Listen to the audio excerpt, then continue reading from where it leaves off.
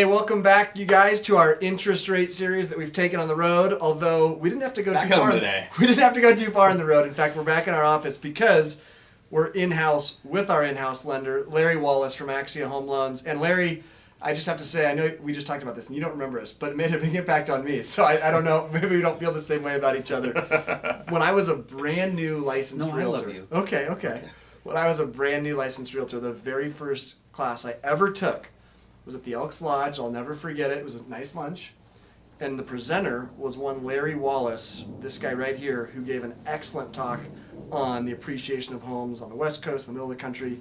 Super educational, and we are super excited to have you here talking about interest rates with us. Well, thanks. And One of the best in the biz, and one of the best instructors to take a course from. Absolutely. For all you out there. One of the more wise and eloquent lenders I know. So we're That's lucky to have him pressure. in-house.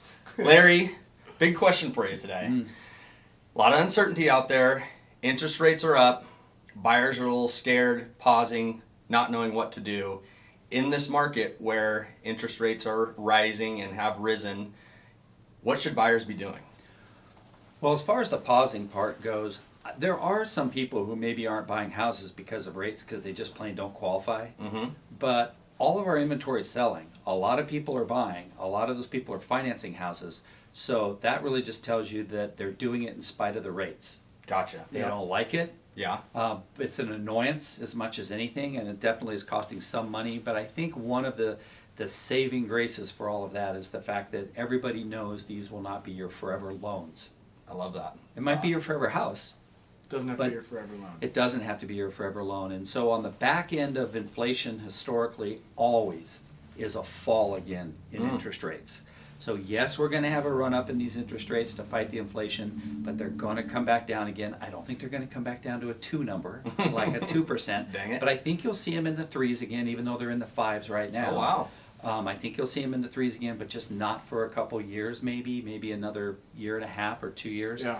So you just got to work your way through it, knowing that it's still a good time to buy a house, which is a whole nother topic we could talk about, but it is still a good time to buy a house from an appreciation standpoint and from the fact that there's just a shortage of inventory, housing prices aren't falling.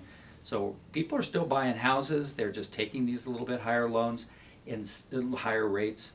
In some cases, we're starting to see adjustable rate mortgages starting to be used, particularly on the jumbo loans, the big loans, the $700,000, $800,000, million, $2 million loans. We're seeing adjustables, and these aren't the adjustables of 2008 that caused the meltdown. These are more stable adjustables, loans that might be fixed for 5 years, for instance. Okay. And people feel like, well, 5 years, that's going to give me plenty of time before a refi opportunity comes around. Yeah. And then I can go ahead and get that 30-year fixed. Are Makes a lot of there when you're talking about ARMs specifically, are there additional hoops to jump through, a higher level of requirements or conditions to comply with to try to qualify for those? Qualify for.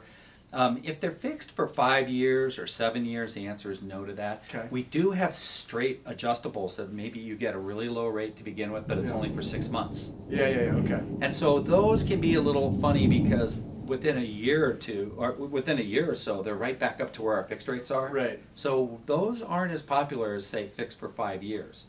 The adjustables do have higher interest rates that they use to qualify. Yeah.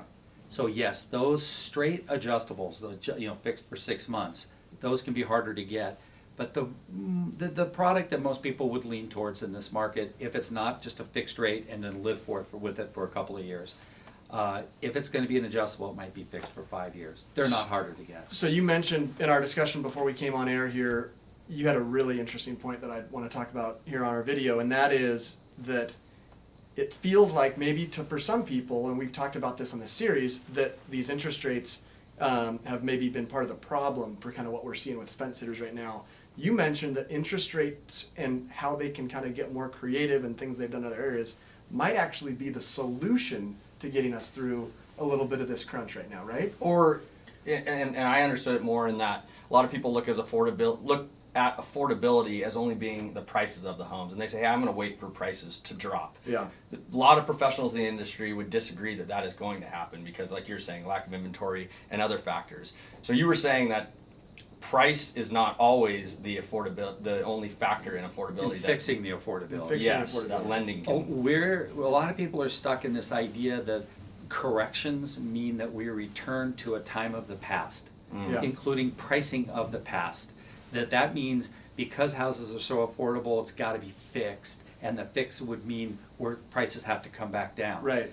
And I would first of all say if we're short inventory and there's nothing out there that would indicate we're ever going to flood this market with inventory. Right. So if we're going to stay short inventory, what's the incentive for a seller to dramatically drop a price when you're short inventory?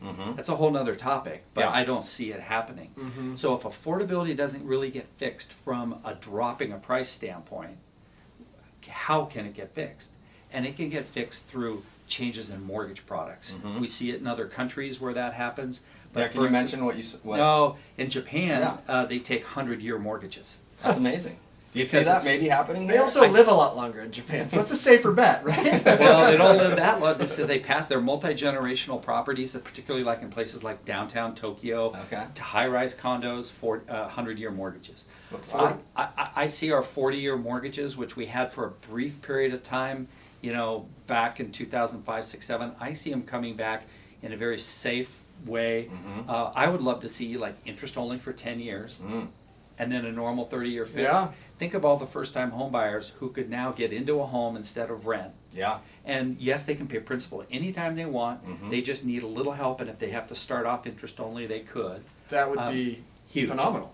And so it doesn't have to be a fix in terms Yeah. of reduced pricing. Right. It can be other things, and I do think whether it's what I just described or other kinds of mortgage products, but for sure I think I see a 40-year mortgage coming back around.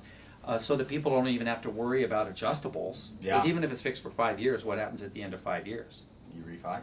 Hopefully, but that worries the first-time home buyer really is freaked out about Because that. they're not Oh, sure. They're not yeah. confident that in 5 Yeah. years rates are going to be any better. But you give them situation. a fixed for 40 years with the right to refi.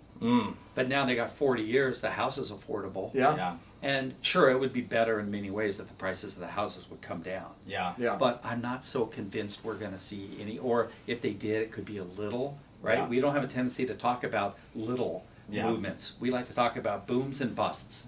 Yeah, and that's what this town has been historically, and so that what is kind of I think what makes some people nervous. Even though I think we're moving towards a much more stable kind of economic base here in Central Oregon. Yeah, exactly. Gosh, there's so much to unpack here, Larry. We could go on make this forever. a 30-minute Yeah. Tuesday tidbit, but we're not going to do that to you guys. However, if you do want to delve deeper into this topic with us and or Larry, reach out to us. We're happy to connect you and would love to help answer any questions. So thanks for watching today. Thank that you. was a good one. Appreciate your insight there, Thanks, Larry. Absolutely. Thank you. Enjoy your day. We'll be back next week with another installment. Hey, thanks so much for watching today's video. If you haven't already, make sure to follow us on Instagram and Facebook. Our handles are shown here on the screen, and you can always find our contact information or more about us on www.buysellbend.com. Thanks.